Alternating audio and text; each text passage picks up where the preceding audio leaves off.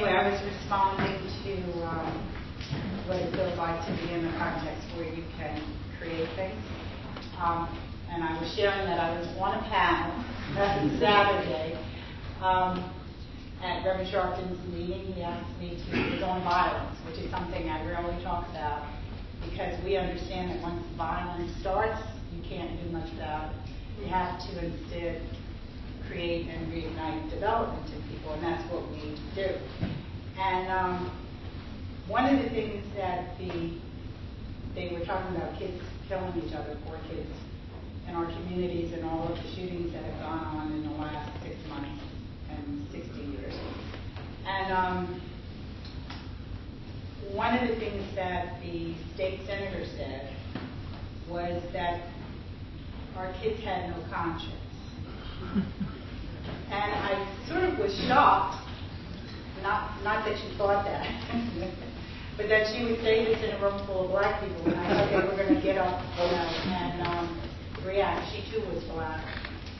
So part of what it means for me to be in a situation where I know who young people are, and I don't have to repeat these kinds of foolish, empty, and dangerous statements about who they are, is that we created something, we see their growth, we see their development, we can take it out, and we can also teach the community. As I told the people at the meeting, I basically said that it wasn't that kids had no conscience, it was that our government has no conscience, and politicians who say that kids have no conscience.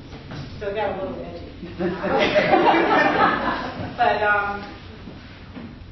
it's so, I said to the community that you have to grow and develop so that you're standing up and saying what I'm saying. That if you're sitting in a room and somebody's on a stage and they say to you, your kids have no conscience, you stand up and you say, wait a minute, lady, how dare you? And engage people. That to me is as much a part of development as anything else. That people begin to have some sense of who they are in the world, why they're poor, and to respond and create a voice so that they're able to, take on these kinds of outrages. And so it's a privilege to work with young people and work with poor people and work with all kinds of people and help them grow and experience the world in a different way. We just started UX last year, September of last year, and I do organizing for our classes on the streets and for opening days and whatever. I love being on the streets. I don't go as much as I did, but every now and then I'm allowed to go out doing it. And I say to people in Fort Greene and East New York and Bed-Stuy and Harlem and all the places that I am, what's your aborted dream?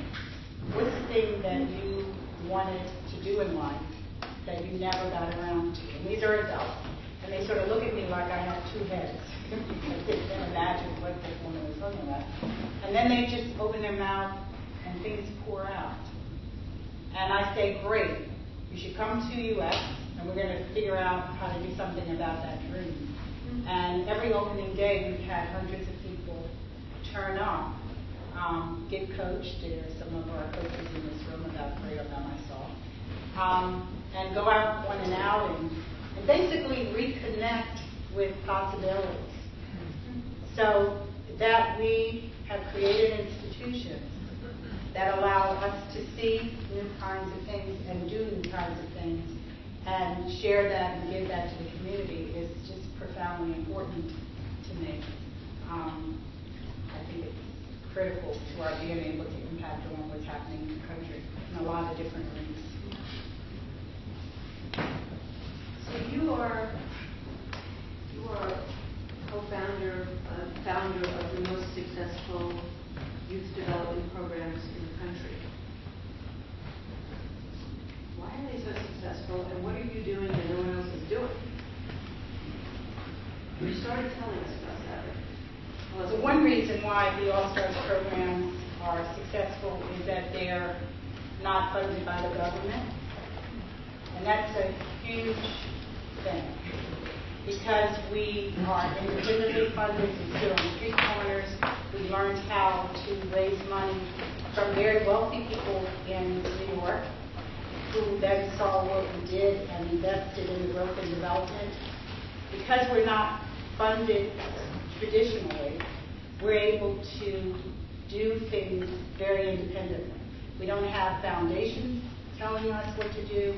It's a real problem when you write a grant, and I mean, people should go get money and get it, but the grant, the people who give you grants and the government gives you money, and they tell you how to do your work as opposed to allowing you to create and do what works, and when it doesn't work, you throw it in the trash, and you start all over because you're not involved in and connected to and committed to carrying out a grant research, whether it works or not. And that makes a big difference.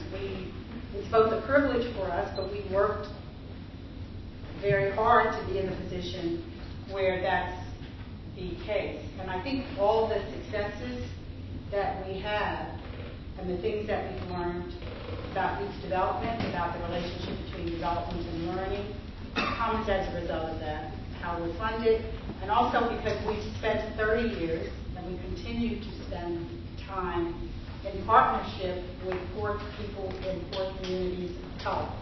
And so they go some places with us, they trust us, they know who we are. They go some places with us that they probably would not go with a lot of people. It makes a huge difference to have that relationship, and we've also learned from them a lot conceptually and in our practice. One thing in particular that we know, and I have been talking to people about, has to do with the relationship between development and learning. The video that we saw, where we spoke about, where I spoke about the fact that in the 60s we were free. Legally, we could go to schools with white people, and we could go into restaurants, and we could do all this stuff. The schools are still very segregated, so that did not work. It was on paper as a law, but it wasn't translated into life and action.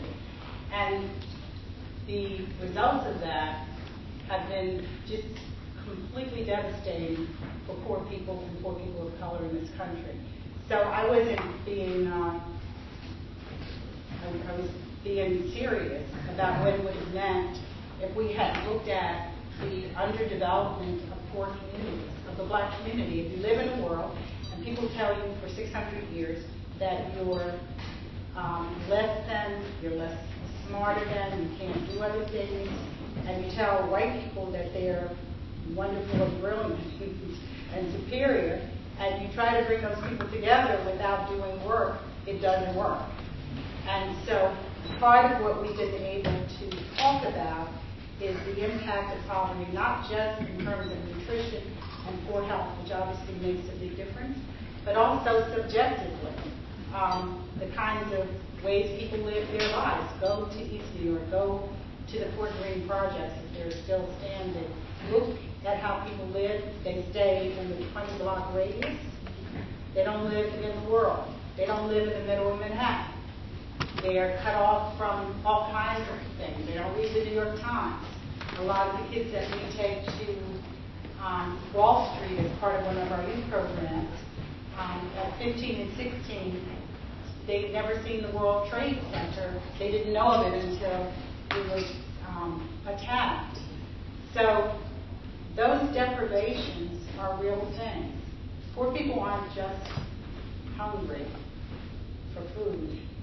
They can be made hungry for experiences in the world. And we learned that by working with kids, putting them in situations, watching them grow, and then creating off that development. And we've done that with hundreds of thousands of young people. We continue to do that. And we are now doing it with adults.